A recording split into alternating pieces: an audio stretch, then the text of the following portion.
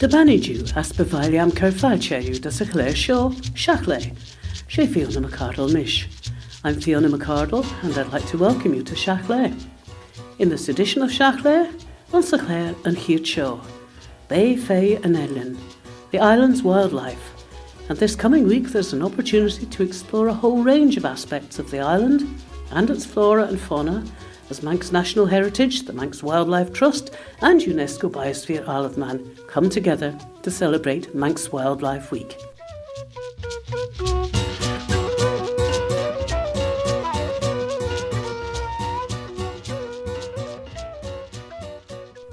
This evening, Thursday the 25th of April at 7:45, you can go along to St Catherine's Church in Port Erin and enjoy the music of the Manx Saxophone Ensemble.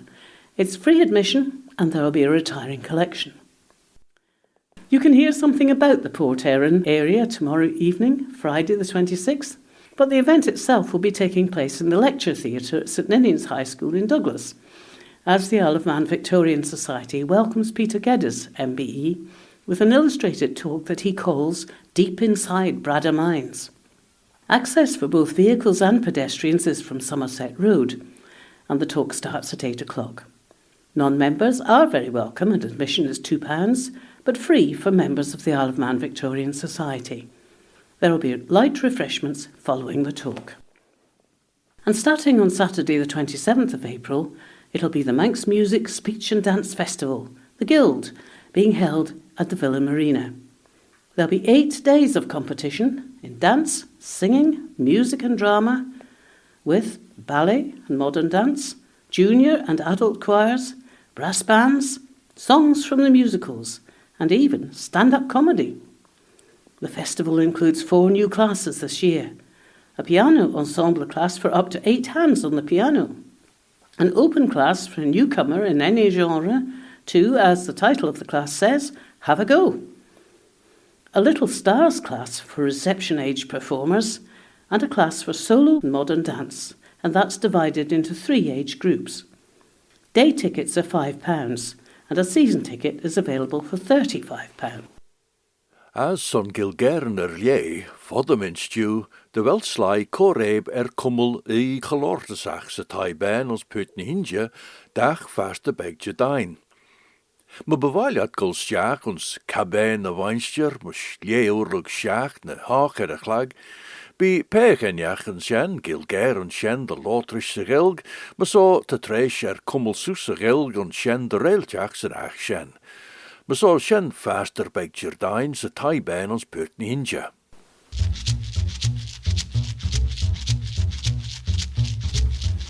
Na hielten ons Shiaght Laa, tussen jieken etacheten ons Shannachus, de menig tre heil jor no klauw. No, delia jape leblina, maar tussen fagen melina, de hyd blaen lug dan RNLI, korte bon. Ie de hyd blaen de henne, ons haki jeg as keers feed, jieken doen de ve father de henne. Och, ta Shannachus na nellen hien, gol rash ons eish Craig Oliach, as te jieken doen de rawi egaderach hiet, pertje grunt na mara, as a kirdella vi pertje rein slagen, na pertje fesach. Tia ve kazit as ken jeget, maar hai skocha soel, ons na heischen tagola kunta ons biljoenen de vlienten. Ier red han ellen nish, ta kachlene vei ons korum na mara. Kiet de rauw vi pertje father smoe, va able de weche bijen voere, maar een fjei moer ons tijd hashti vannen nish. Treva korum na mara ges na surja, harau da chulju kenna je blechen as bijen, able de hit das an ellen. Na jij, lesh anes ons blein as bijen, voos feine kroenje nish, ta pert de vei fei roschen an ellen er geld. Min changaroen ons na kurien, nor sampler, nil os rien, maar balsam Himalach, as notwig Chapenach. This Saturday, the 27th of April, sees the start of Manx Wildlife Week 2024 and running through to Saturday, the 4th of May. Let's get an overview. And first, Manx National Heritage's Curator of Natural History, Laura McCoy, explains how and why the event was started.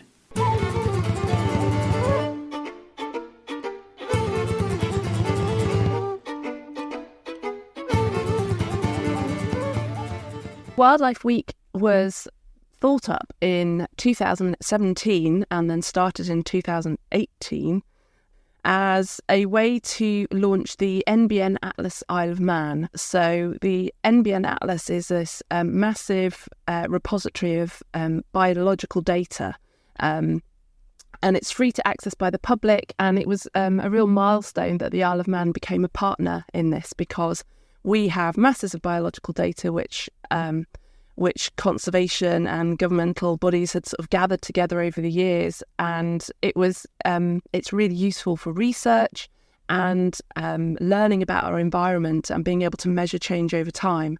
And the fact that also it's publicly available, so anybody can have a look at it just if they're interested. If they go, oh, I want to know where basking sharks have occurred over the last 100 years or 50 years, I can see where they've been around the Isle of Man, and then maybe I can go and have a look at them, or have a look at numbers. Has recording of things gone up or down? It's a really amazing resource, and we got onto that bandwagon and got our own site, so that was fantastic. But we thought that launching a website is a bit boring. We thought, not many people are going to be particularly excited about that. But we thought that we can get lots of people excited about wildlife and biodiversity and just kind of connecting to nature. Because I think the more that you connect to something, the more you love it, and then the more you want to look after it. So we put the call out to all of the NGOs and people that are interested in wildlife and monitoring our environment, and said, we'd love to be a platform to help you promote what you do. And, perhaps especially if somebody's like a one-man band, they might not normally do that kind of outreach stuff as often because they maybe don't have the facility or don't know how to go about it. And the fact that we'd say, well, we can do some of that work for you and we'll help launch you and promote you. And maybe you can get some people interested in what you do, and that will then grow. And also as well, sort of connecting with each other. All of our organisations, we do work closely with each other and coordinate things, but also to just have a time of the year where we all get together and say, let's do a big splash and do something, lovely that we and encourage people to have fun and love nature. So that's why we're really grateful for Manx Wildlife Trust and UNESCO Biosphere, because they're always really strong partners for this. They've always offered up some fantastic events, and we're really lucky. The Curator of Natural History to Manx National Heritage, Laura McCoy. Lucy Chapman of the Manx Wildlife Trust tells us something about who's involved with the event.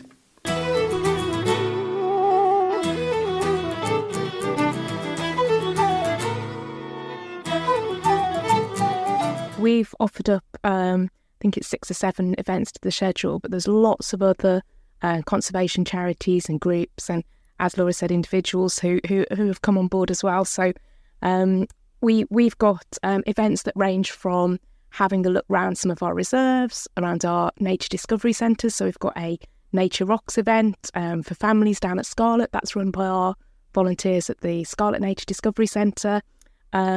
And then we've got some events that are run by groups that we've been working with through our Team Wilder project, which aims to connect with the community, which are focused around mindfulness. We've got a Mindfulness with the Dawn Chorus event that starts at 5 a.m, which isn't one I'm going to be at, but one of my colleagues is. And then we've also, something that I'm quite excited about, we've got a couple of events that focus on gardening. So something that I do in my Team Wilder work is talk to people about what they love about wildlife, and often that starts in the garden, and that can be on a tiny window box outside an apartment or a big garden. And we've got a couple of open garden events happening. We've got a wildlife gardening course starting soon, which is a 10-week course.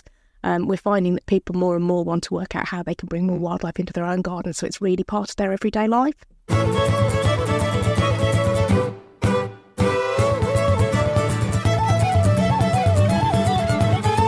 Lucy Chapman of the Manx Wildlife Trust, for whom she's the coordinator of Team Wilder, a project to bring nature closer to people. In 2016, the island became recognised as UNESCO Biosphere Isle of Man, and Jo Overty is the project officer. She tells us here how that links into Manx Wildlife Week. Our involvement in Manx Wildlife Week is twofold, really. We have a responsibility to connect people up with nature and to link people into how their actions and behaviours can improve the lot of nature or have a negative effect.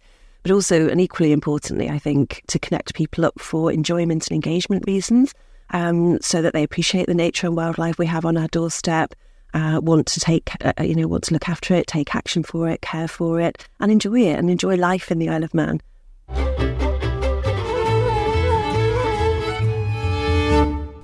The project officer for UNESCO Biosphere Isle of Man, Jo Overty. You can find the programme for Manx Wildlife Week on the Manx National Heritage website, and you will find that some of the events will need to be booked. In fact, a couple of them are fully booked already. There are also charges for some of the events, but many of them are free, though donations would be gratefully accepted by the organising body. The full list of what's on during Manx Wildlife Week is available by going online to manxnationalheritage.im/what's-on. Manx National Heritage is all one word, and there's no inverted comma in what's, it's just WHATS. So that's manxnationalheritage.im/what's-on. As I say, that gives the full list, but as Fiona mentioned, some of them are in fact already fully booked, so do look that out, and some of them have charges, but many of them are free. Now we'll join Hannah Phillips, the Community Ranger for the Manx Wildlife Trust.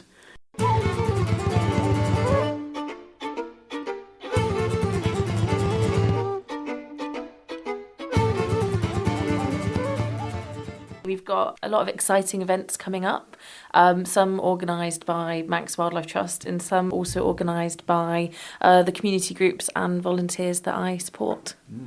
So let's have a look at the Manx Wildlife Trust events. A couple of the events that we are helping to support are led by our volunteers and community groups. So the first one is taking place on Sunday, the 28th of April. So in the morning, first thing in the morning at 5 a.m, we have a fabulous dawn chorus event, and that's taking place at Blaffold Church, and that's being organised by the Friends of Blaffold Church, which is a community group that we help support. They're doing brilliant things to sort of protect the wildlife in their churchyard. And they've organised a dawn chorus mindfulness event. So they have Alex King with them, who is the youth rep for the British Trust of Ornithology on the Isle of Man, and she's going to be talking about the birds that are present. And then there's also going to be Lucy Munro, who's leading a mindfulness session. So it is early, it is 5 a.m, but I think it will definitely be worth it. And there'll be breakfast baps and hot drinks and things that we can all enjoy together.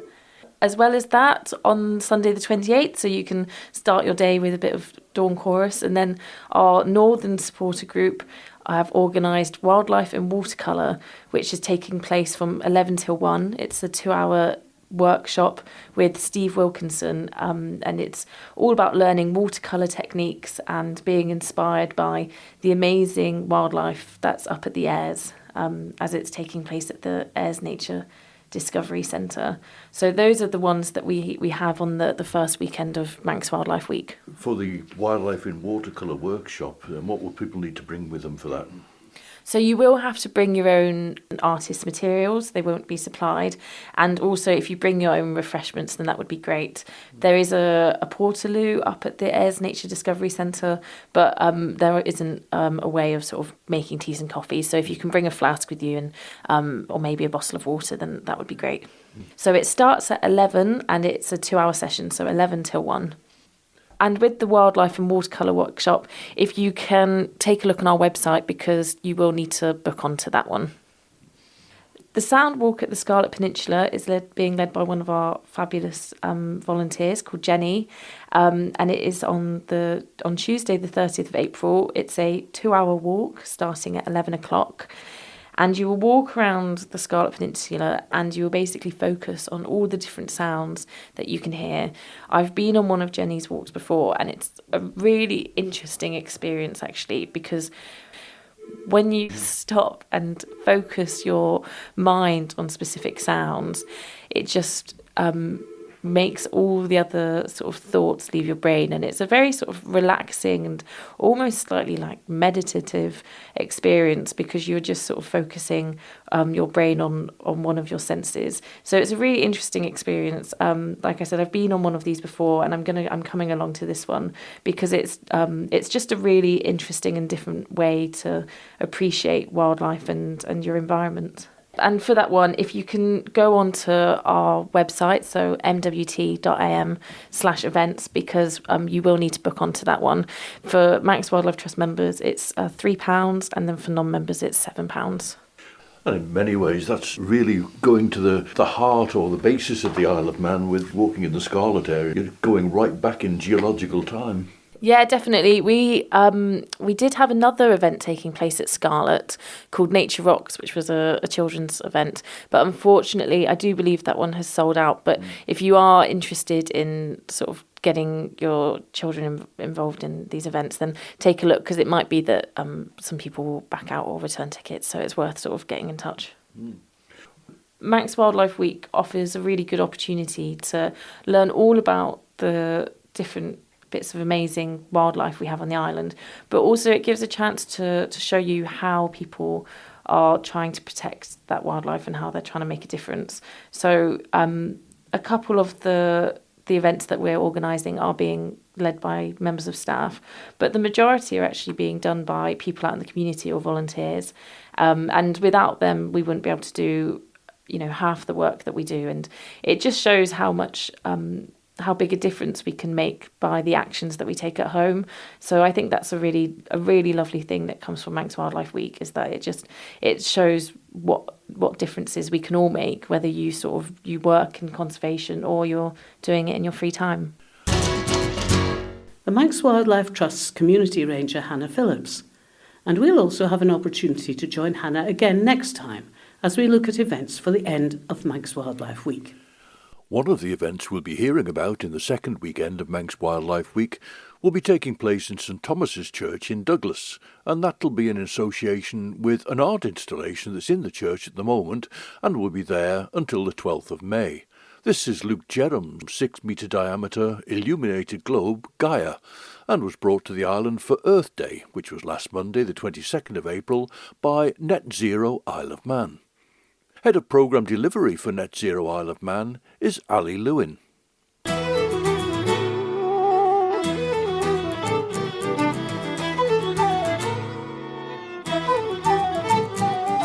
I was at a festival a couple of years ago called Blue Dot, and they had this gigantic floating Earth.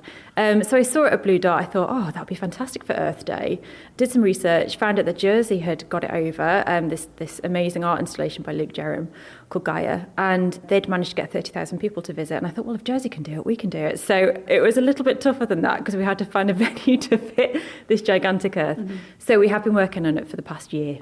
So I'm really pleased we managed to get it over the line with help from others to make it happen. So I think it's the interconnectedness really of Earth, and the fact that we're in a climate crisis as well as a biodiversity crisis, and nature is really calling for our help. And it's kind of knowing our place on Earth, and that even though we're a tiny island, we can make a difference, and we all need to pull together to help with this gigantic issue that's facing the whole planet and affecting us all. So if it sparks some ideas and some thoughts around actions that people can take, then that's what we would really like. Some of the things they can do around that are talking about climate change, talking about biodiversity crisis, and tell people how they're feeling about it. They can be more mindful about, what they buy and consumption, because everything that people buy has an impact, regardless of where it's been bought from, how it's got here, who's made it, what it's made from, what people might do with it when they're finished. We don't want it to become waste. I think people underestimate the power that they have to make a positive difference, and collective action really does pay off. There's other things they can do by being more mindful about the ways in which they travel, using your car less, using the boat instead of the plane. All these little things add up, but talking about it is probably one of the most powerful things you can do.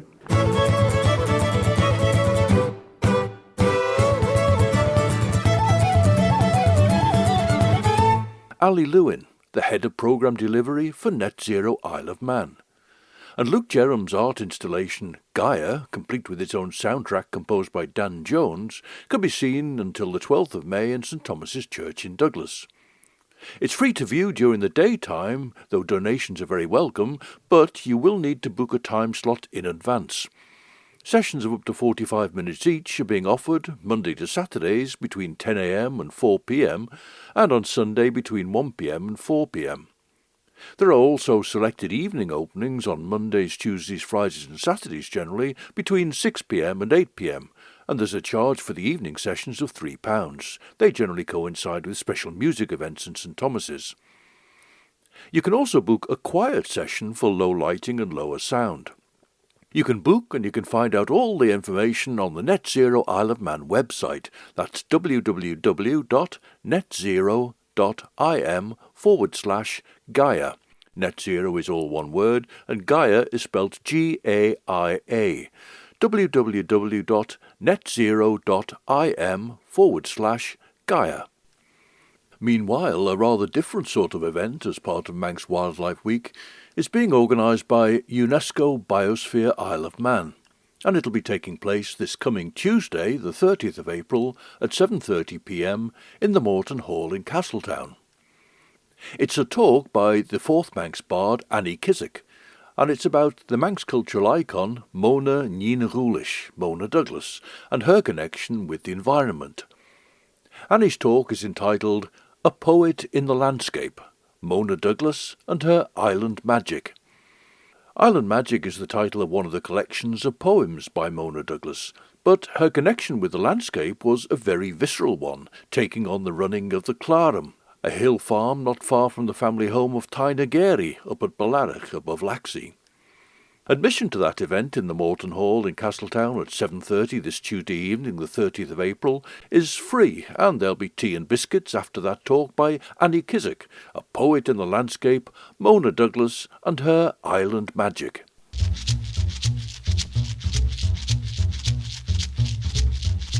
There's a concert to launch a book and CD, Christine Collister's Children of the Sea, on Saturday the 27th of April in the Centenary Centre in Peel at 8 o'clock. Christine will be singing the 9 new songs she's written based on Manx folklore and which make up the contents of the CD. The 48-page book contains the lyrics and background stories and notes. It's lavishly illustrated with the work of some of the island's artists, which will be projected onto the stage as Christine sings the 9 songs. And also at Saturday's launch show, there'll be the original artwork on display in the Athol Room, with many of the artists there themselves. And this is one of the songs.